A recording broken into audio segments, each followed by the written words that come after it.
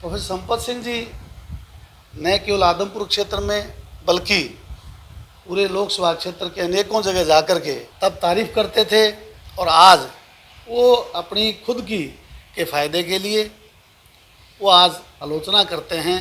इस प्रकार की आलोचना भूपेंद्र सिंह हुड्डा जी ये कहते हैं कांग्रेस को कोई नुकसान नहीं है, वो कहते हैं बीजेपी को कोई फ़ायदा नहीं है। तो अनेकों लोग जाते हैं पार्टी छोड़ के, उनका तो वो नाम भी नहीं लेते। भूपेंद्र सिंह हुड्डा बार बार उनको अपने घर बुलाते थे, बार बार प्रयास करते थे कि कहीं कुलदीप बिश्नोई उनके साथ लग करके उनके साथ उनके नेतृत्व को स्वीकार कर ले, परंतु कुलदीप बिश्नोई जी ने कभी उनके नेतृत्व को स्वीकार नहीं किया। सर, जो पूर्व मंत्री संपत सिंह है उन्होंने भी एक बात कही है कि कुलदीप बिश्नोई ना तो हल्का वासियों से मिलते थे, ना ही इन्होंने कोई काम करवाए हैं। प्रोफेसर संपत सिंह जी का आरोप मैं वही बात फिर दोहराना चाहता हूँ कि आज से लगभग 3 वर्ष पहले लोकसभा का जब चुनाव हुआ, भव्य बिश्नोई जी चुनाव लड़ रहे थे। प्रोफेसर संपत सिंह जी न केवल आदमपुर क्षेत्र में बल्कि पूरे लोकसभा क्षेत्र के अनेकों जगह जाकर के चौधरी भजनलाल जी का गुणगान करते थे।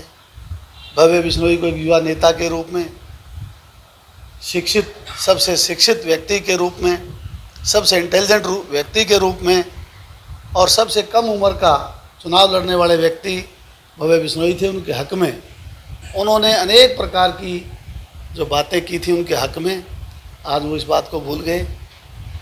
तब तारीफ करते थे और आज वो अपनी खुद की के फायदे के लिए वो आज आलोचना करते हैं। इस प्रकार की आलोचना ऐसे आदमी को शोभा नहीं देती।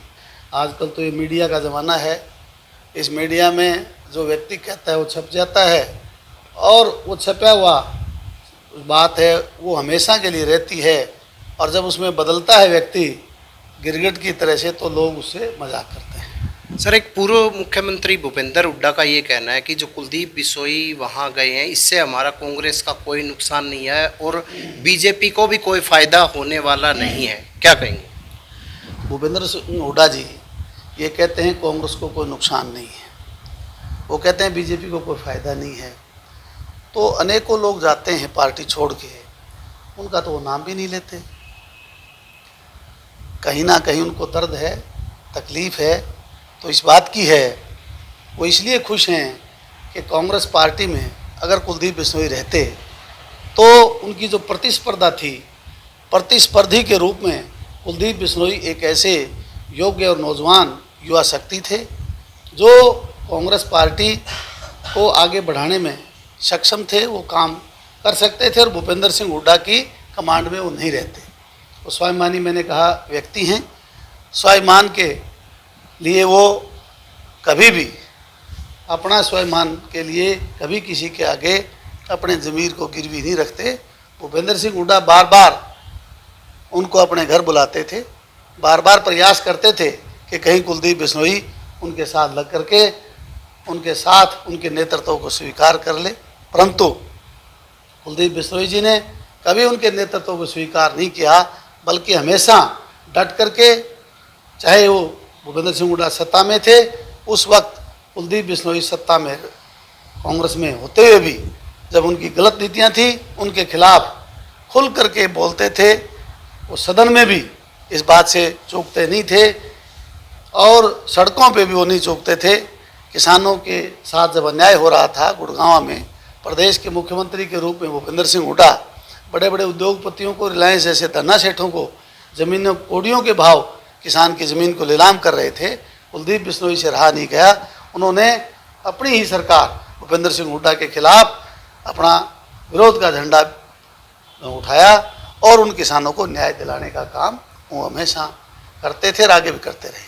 सर, आदमपुर की जनता विकास देखना चाहती है क्योंकि आदमपुर के जो बालसमंद में पानी की समस्याएं हैं, किसानों की भी अभी तमाम तरह की कुछ समस्याएं हैं, तो उन समस्याओं को अब वर्तमान में क्योंकि बीजेपी में आ गए हैं कुलदीप जी, तो कैसे दूर किया जाएगा? आप समझते हैं सत्ता और शासन के बिना विकास जितना करवाता है आदमी विपक्ष में रह करके, वो हर संभव प्रयास करता है। विपक्ष में भी कुलदीप बिश्नोई जी ने प्रयास किया परंतु सत्ता में रह करके जो विकास हो सकता है विपक्ष में वो नहीं हो सकता। मैंने पहले भी कहा कि भजन लाल जी की तरह से जैसे पानी की बात हो, बिजली की बात हो, रोज़गार की बात हो, इलाके के स्वाभिमान की बात हो, इंफ्रास्ट्रक्चर की बात हो, स्कूलों को अपग्रेड करने की बात हो, हॉस्पिटल को अपग्रेड करने की बात हो, अनेकों ऐसी चीज़ें हैं जिनको कुलदीप बिश्नोई के जहन में है।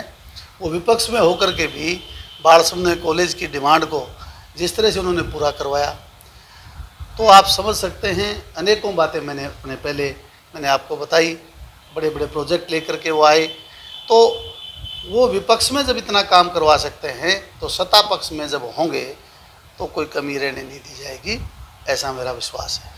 ये थे रणधीर पनियार जी। इन्होंने यही कहा कि कुलदीप बिश्नोई ने विपक्ष में रहते हुए भी 70 करोड़ का जो एक अलग से प्रोजेक्ट पास करवाया और अलग से जो कई तरह की तमाम तरह की जो प्रोजेक्ट की योजनाएं पास कराई। अब बीजेपी में शामिल हो गए हैं तो जो और बालसमंद के जो विकास की योजनाओं को उनको सिरे चढ़ाने का काम करेंगे, क्योंकि कुलदीप बिश्नोई के शामिल होने से आदमपुर का अब विकास हो सकता है। प्रवीण कुमार, हिसार।